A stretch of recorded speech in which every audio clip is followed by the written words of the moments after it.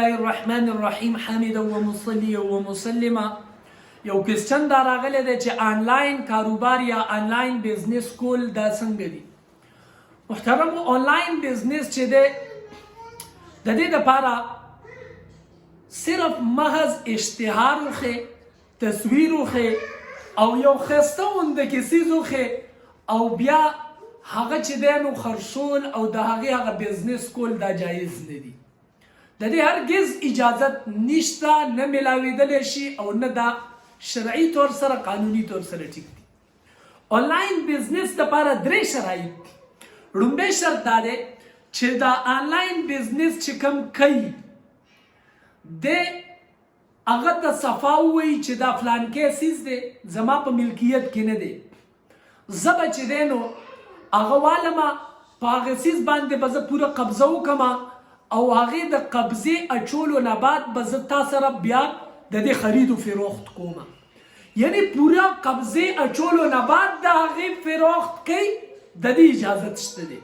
او دویم صورت دا دی چې د ده کردار پکې صرف د بروکري وي.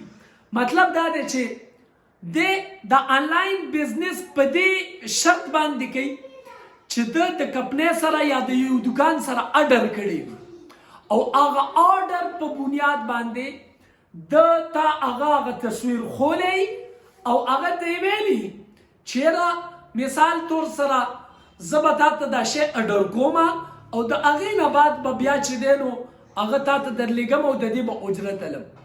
او دریم څیز دا دی، دریم صورتحال چې هغه مبیعه او هغه څیز چې کوم څیز خرڅوي هغه د ده خپل څیز وي، د ده په قبضې کې وي، د ده خپل شی وي، د خپل سامان وي او هغه خرڅوي، نو دا هم جایز دي چې دی آنلاین خرڅ کړي.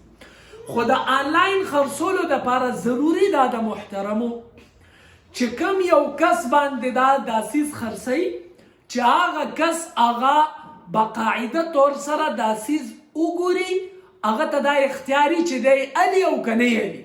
داسې نه ده چې تا وکته بس بیا تا اختیار ختم شه، نه، د کتلو نه بعد هغه ته د اخیستو او د نه اخیستو اختیار حاصل وي.